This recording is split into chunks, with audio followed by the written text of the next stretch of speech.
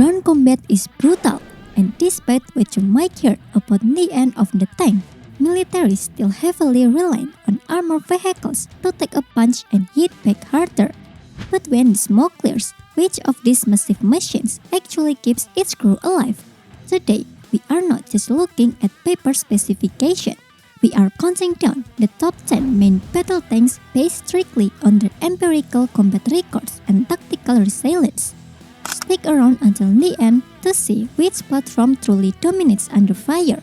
And spoiler alert, speed does not always equal survival. So let us get into the countdown. Number 10. T-54 or T-55. We are starting with the platform that simply overwhelmed the battlefield through sheer numbers. With over 100,000 units built, the Soviet T-54 or T-55 series holds the title as the most widely produced tank in military history. During the Vietnam War, North Vietnamese forces deployed hundreds of these vehicles, and they did damage. Across more than 200 engagements, they racked up approximately 2,000 destroyed enemy vehicles using their 100mm main gun. But that massive production number hides a fatal flaw. The tank relied on up to 200mm of basic steel armor on the turret front.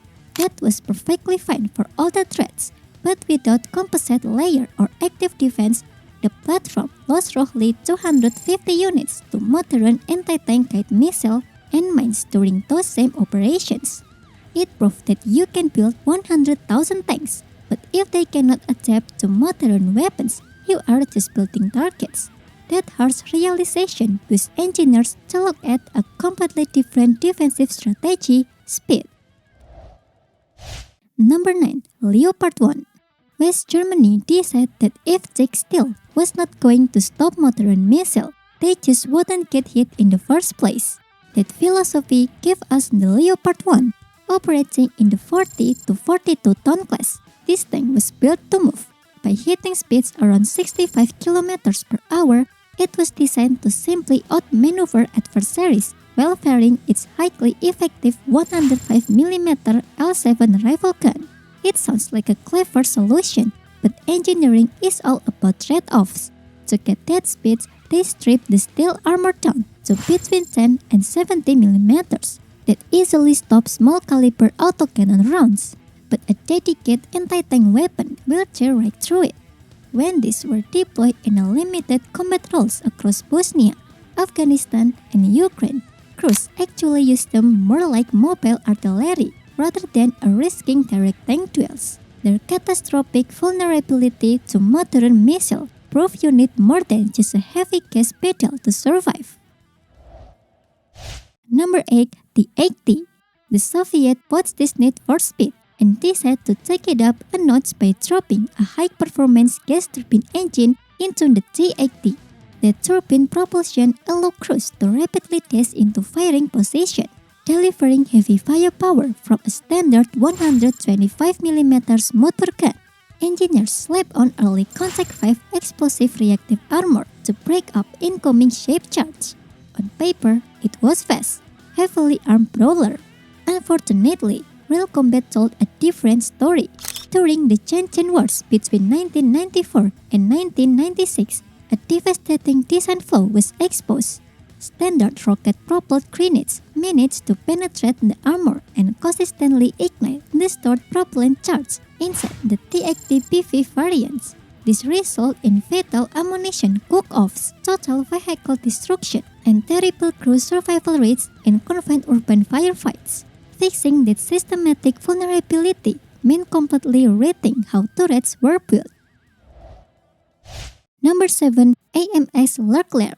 France approached the survivability problem from a completely different angle: advanced technology.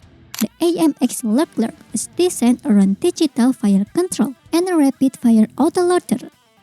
It is an incredibly agile 57-ton machine, hitting high mobility metrics near 72 km per hour.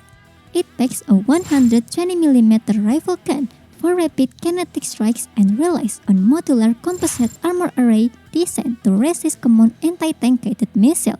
When the United Arab Emirates deployed them in Yemen, The Leclerc consistently automates opposing regional armor in desert skirmishes.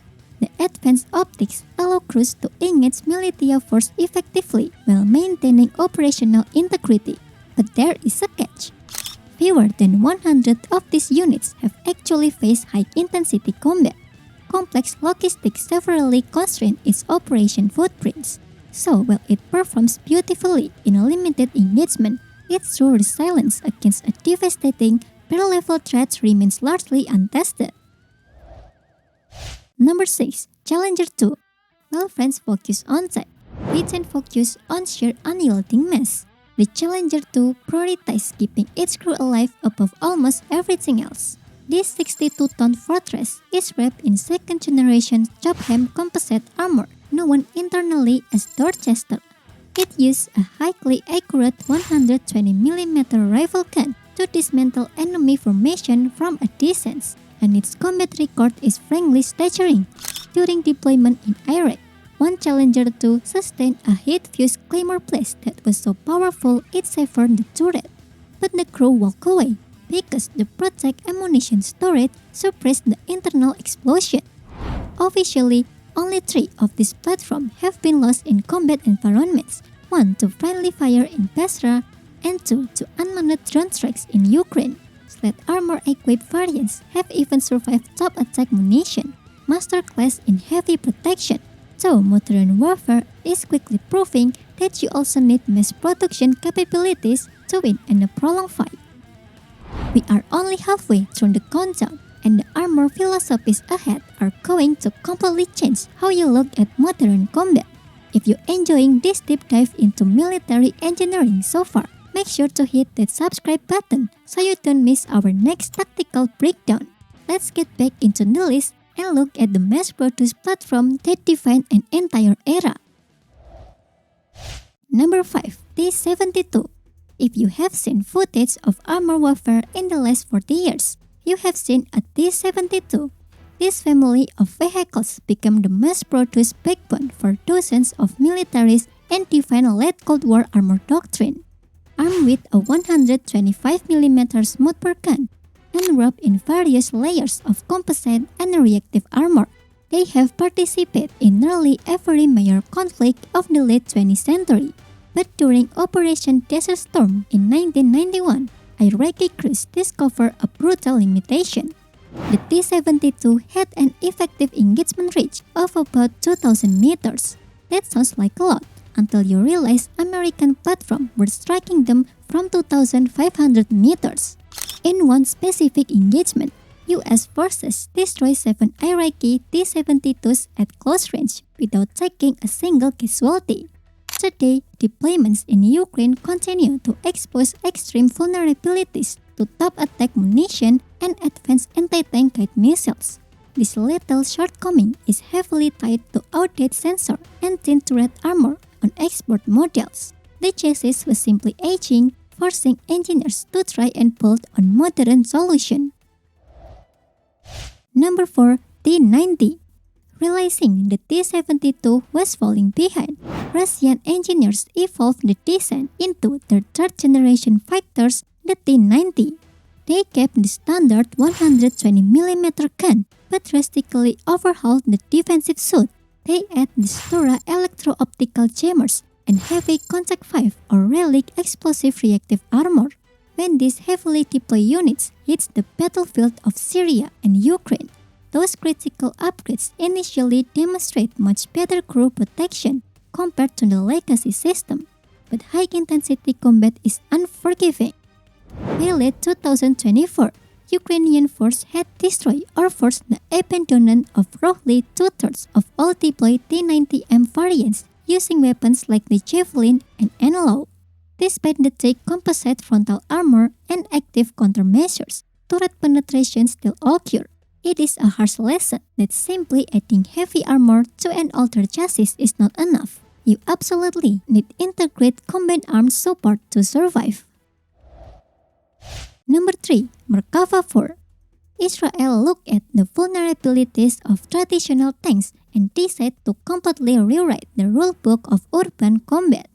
The Merkava IV used a radical survival-centric design philosophy.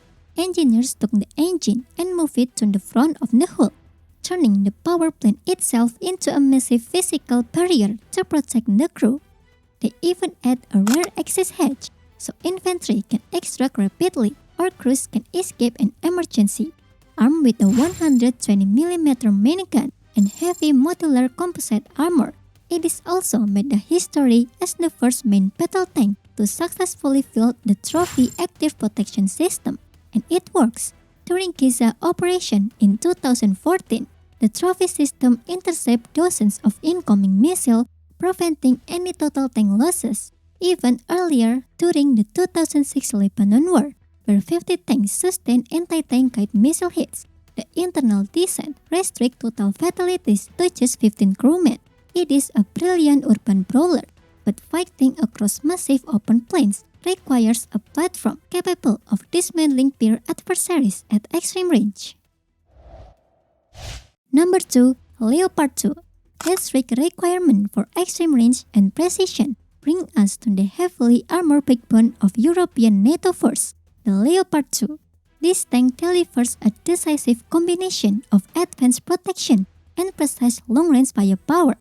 Built entirely around a highly lethal 120mm Rheinmetall gun, it consistently knocks out enemy armor and hardened fortification with extreme precision. For defense, it relies on composite applique armor, which has proven highly resilient during intense deployment everywhere from Afghanistan to the grinding frontline battles in Ukraine. Despite continuous heavy use in these high-threat environments, loss rates remain moderate.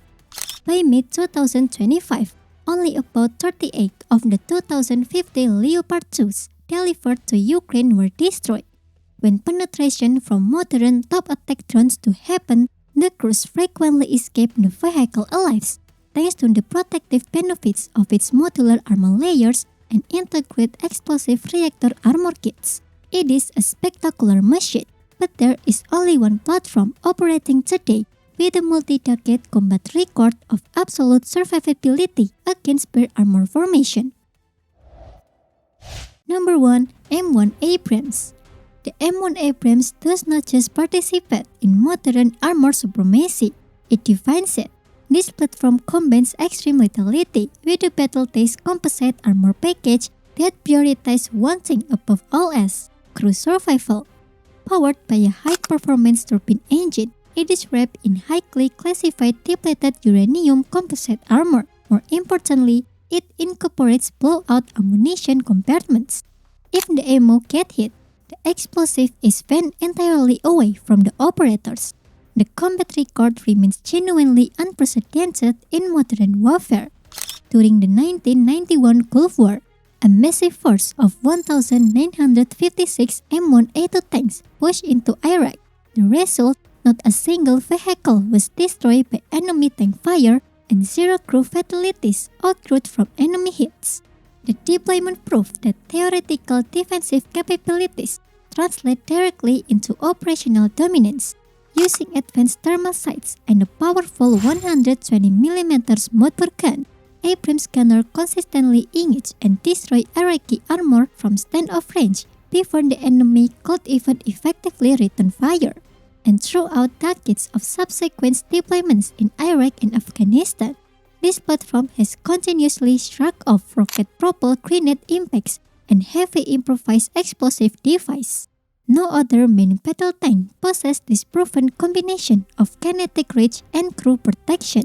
By successfully engineering a vehicle that reliably absorbs severe punishment while delivering lethal precision, the M1 Abrams cements its position as the most dominant armored vehicle on the modern battlefield. The true measure of main battle tank is rarely found in specification sheet. It is found in its proven ability to take a direct hit and bring its crew home alive. But warfare is always evolving. How do you think the rise of top attack drones will force militaries to redesign the next generation of armored vehicles? Let me know your thoughts down in the comments. If you enjoyed this countdown and want to see more breakdowns of military engineering, make sure to leave a like and subscribe to the channel with notification turned on. And if you want to keep exploring modern defense technology, we have picked the perfect video for you right here on your screen. Go click on that. I think you're really going to enjoy it. Thanks for watching, and I'll see you in the next one.